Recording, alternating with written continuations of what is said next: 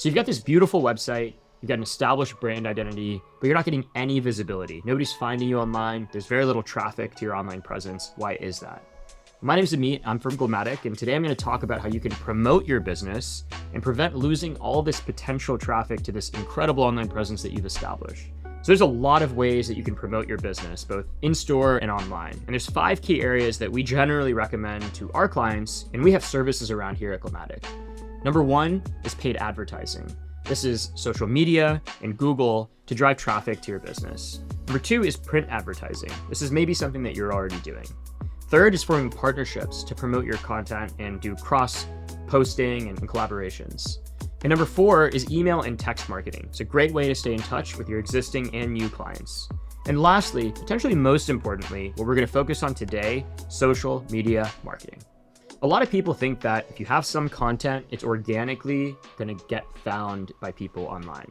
That's not really true. The reality is you need to be consistently producing more content for the algorithms online to pick up what you're doing and for people to find that content actively. So the first step is to make sure that you are consistently producing new content that works, that is relevant, that is professional, and it speaks to the tone of what you're trying to convey to your audience. It is clearer than ever that social media has a massive impact on how we interact and build relationships with our clients.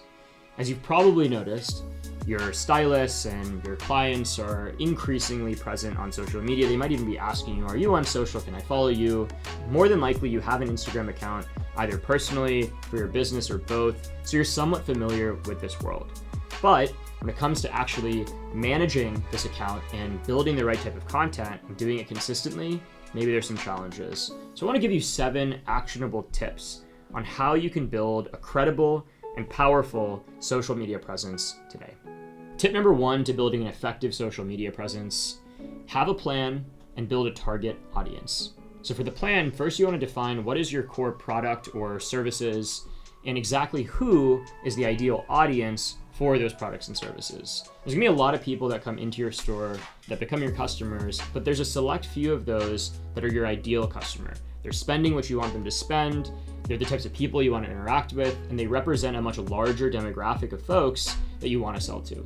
So consider who that ideal target demographic is, what the services are that you provide that they're interested in, and then start to do some market research. Who's your competition? What are they currently doing? What are they promoting on their social media? How can you differentiate yourselves from them? And then once you start to analyze your existing customers and you have this ideal customer persona, you can build this target business profile for your customers. And that profile is going to dictate the types of posts that you start to create and the type of messaging that you're using on those posts. The next tip to building an effective social media presence is to choose the right platform or platforms. There are a lot of different social media platforms out there that your clients are probably using. There's everything from Facebook to Instagram to TikTok, there's Pinterest, you name it. For you, as an operator, you only have so much time to invest in social media. It doesn't make sense to spread yourself thin and try to do it all not that well. It's much better to pick 1 or 2 and do it extremely well. And how do you decide which platforms to choose? Of course, on one hand, you got to pick something that you feel somewhat comfortable with, but what's more important is where are your ideal customers spending time?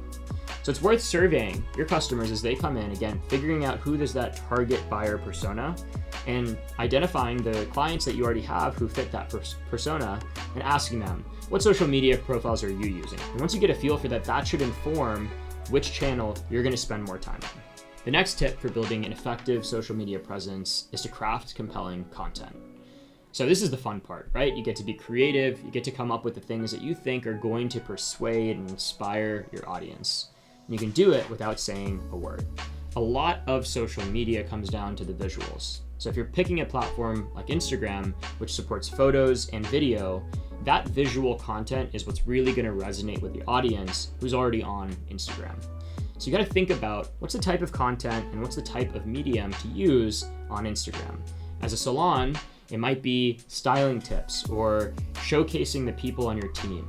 It could be before and after photos. There's a lot of different types of things that you might want to feature. So start to think about the types of posts that you're going to want to regularly feature and maybe do monthly specials or customer testimonials, whatever the type of content is.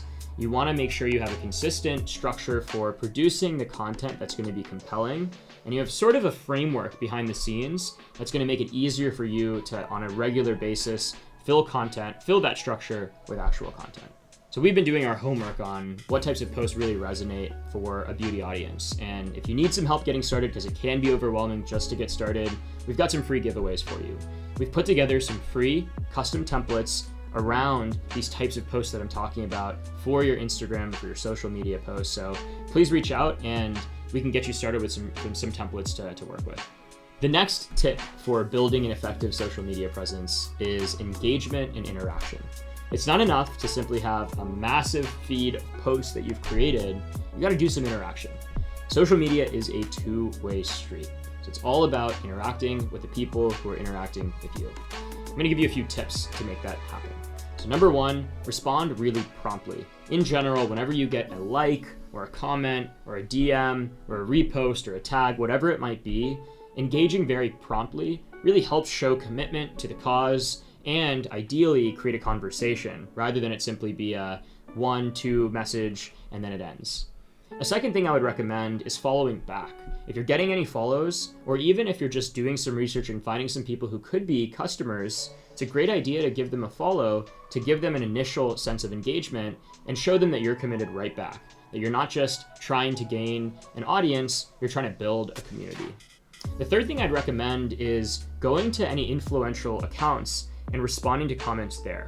It's a great opportunity to engage with people who are maybe not being engaged with the original poster and show that you're adding value in this space, that you have something to offer. And when they see your profile there, they'll click it, they'll look into it, they'll learn more about you. And if it's something compelling and you have a history of posts like we've been talking about already, it's a great opportunity for them to follow and become a new fan of yours. And then the fourth thing I would recommend is making sure that you're doing things like creating posts that stir up engagement in the first place. So if you have a poll that you can announce or a quiz or a question you can propose to your audience, it's a great way to get some initial engagement. The next tip to be running an effective social media program is to run targeted ads. So this is a bit of an advanced topic and only matters once you've established yourself with a presence to begin with, but it can be a great way to promote your business on hyperdrive. You can consider ads sort of like a spotlight on your content. It's instead of waiting for people to find your content, it's going to put your content in front of people proactively. I've got 3 practical tips for when you're setting paid ads up to do a great job with it. Number 1, make sure that you're defining an objective.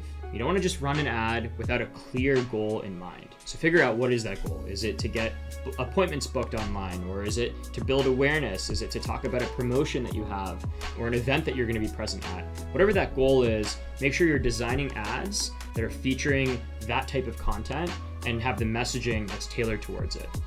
Number 2, build a custom audience. You don't want to spray and pray and hoping that you're going to get the type of people that you want to your ads. You're spending money on ads, so every dollar counts. And the more narrow and targeted you can get with your audience, the more bang for your buck you're going to get with the campaign.